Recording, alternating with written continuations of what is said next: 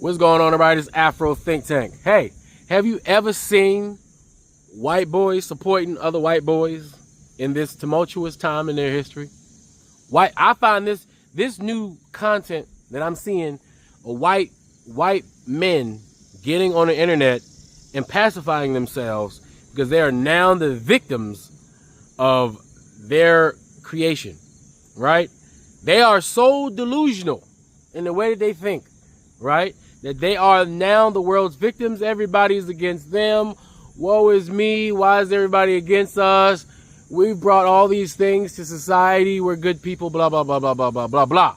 I find it, as an African-American man, I find it absolutely entertaining, and I watch every minute of it because I love to see what they're thinking in their heads when no one is around. But some of them are brave enough to come on the internet and say it. They're stupid too. But they're brave enough and stupid enough to come on the internet and say it, right? Making themselves look like fools and revealing to us, right, that what we are doing, which is staying black and dying, and that's all we got to do, is working. All we got to do is keep doing what we're doing. Non-violence. We're not even being violent. We haven't even went to 100. We still at 0, all right? 0 to 100. We still at 0. We ain't even done nothing yet. And they are losing their goddamn minds. Now, we got to be careful because, some of them lose their minds and they decide to go get their grandfather's or daddy's gun and they walk up into school and start spraying their frustrations out on everybody else. I mean, they do that type of shit too, which is dangerous. But it can be helped, A savage barbarian is going to be a savage barbarian. We can't stop them from being savage barbarian. We just got to wait for nature to completely take its course, as nature is taking its course. It ain't just us. I mean, nature is literally taking its course.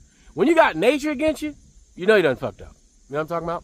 But anyway, without further ado, listen to this white boy try to motivate other white boys into in something. I don't even know what I don't know what he's going to accomplish with this, but let's watch and enjoy. Anyway, that's all I got to say. It's Afro Think Tank. Learn something, teach something. I'm out.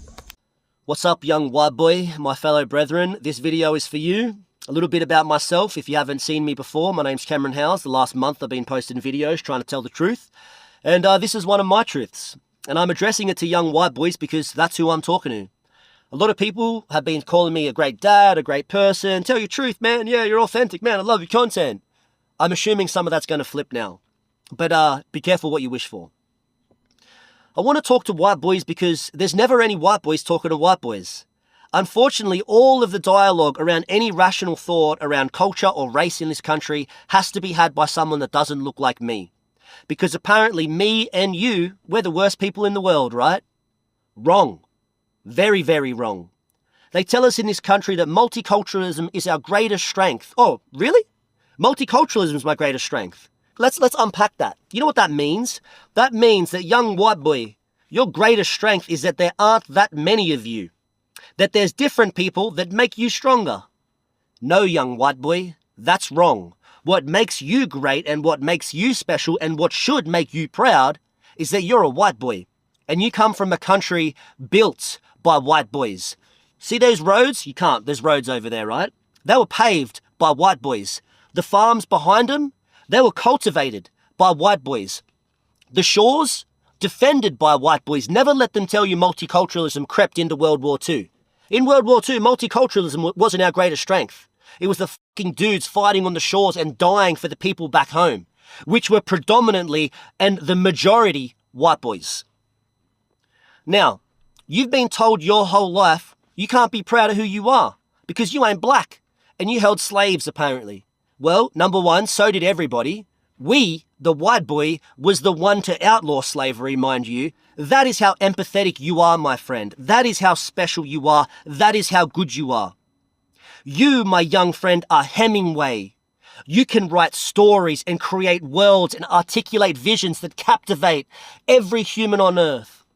You are Beethoven, my young friend. You can write symphonies.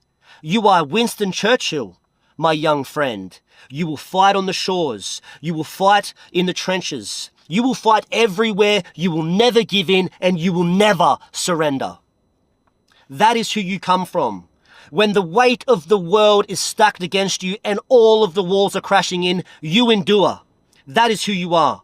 The economy that we prosper from every day, a man created that looked just like you, Adam Smith, and the wealth of nations. You, my young friend, are a world builder. I, my young friend, me, I am special. I am great because I come from great men. I am not ashamed of the men I come from, nor have I ever been, nor will I ever be. My dad transported goods up and down this East Coast and helped build this country. My father is a world builder. He is one of the most fierce and industrious men I've ever met, and I will never be ashamed of him because of the color of his skin or the bluish tint of his eyes. And that's who you are, my friend. You are a warrior, a poet, an artist, an empathetic individual that comes from a line of people that should be lauded, but are disgraced. Do you know our people from England, our people from Western Europe, but let's talk about England, because that's where the vast majority of us will have ties to. Do you know we were subjugated, we were slaves, for longer than the people that they're telling you to feel sorry for?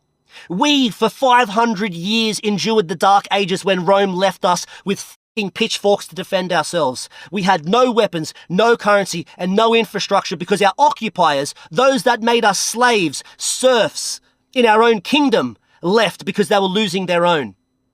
We fought off for 500 years 6'5" behemoths from Scandinavia, and we didn't always win, but you know what I'm most proud of? It's never the winning. We endured. We assimilated. We appropriated, and then we f***ing took back over. And do you know what ensued from that? Do you know what came after 500 years of deprivation, torture, death, famine? Do you know what came from it? The greatest dynasty that has ever been in existence, that will ever be known, the English Empire. We controlled the fucking ocean. We controlled everything. We took over everything.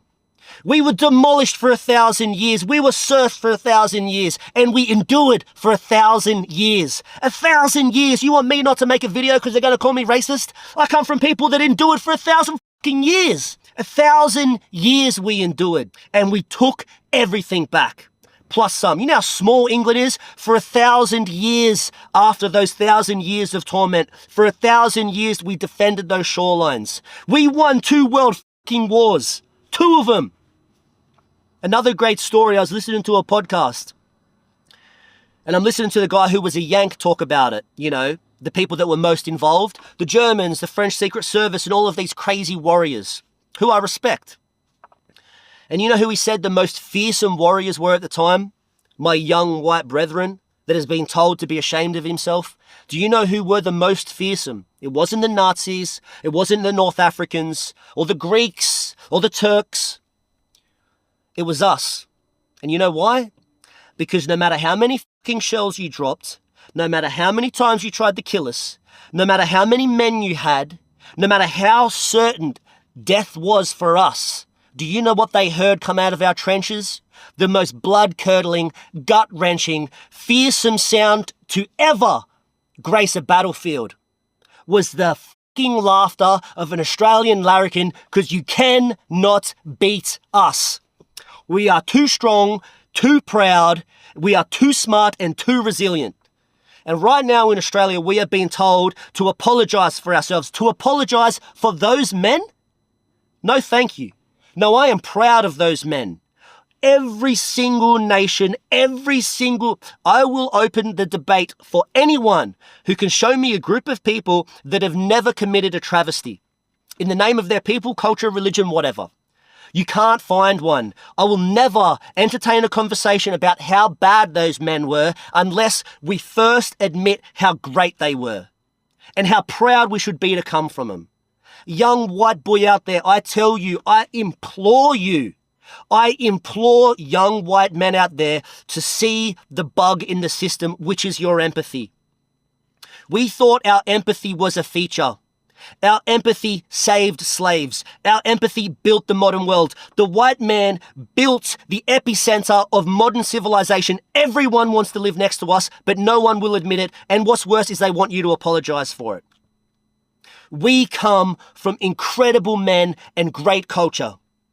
Never, ever, ever apologize for who you are.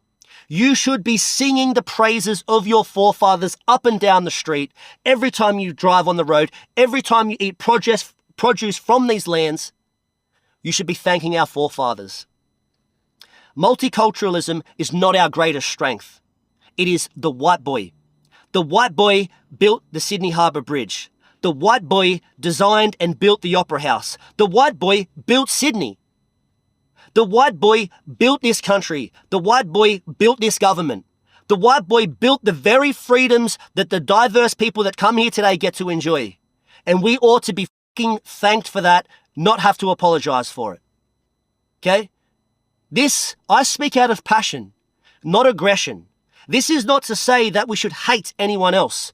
We did this to ourselves. We allowed this to happen to ourselves because we are so empathetic. It is an open paradox that the most empathetic race of people, the most empathetic culture of people, the most empathetic history of all people is the white boy.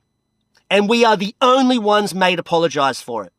It is ridiculous. It is absurd. You need to read a book. Or not, watch my videos. This is the truth. This is your truth. Be proud of who you are. You are an incredible human being. You are a beautiful, special, talented person. You have the world at your feet. You come from world builders. Believe in it. The world will be better for it.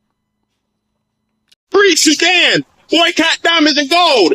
Free Sudan! Boycott diamonds and gold! We most definitely cannot forget about the people of Sudan!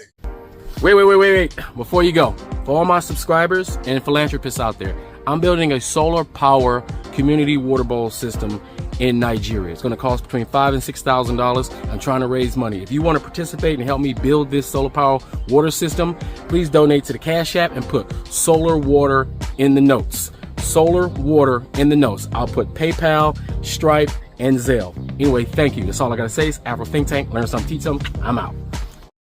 Thanks for watching Afro Think Tank. Don't forget to like, share, and subscribe. And follow me on Substack and Patreon for more content. Remember, it's Pan-Africanism or nothing.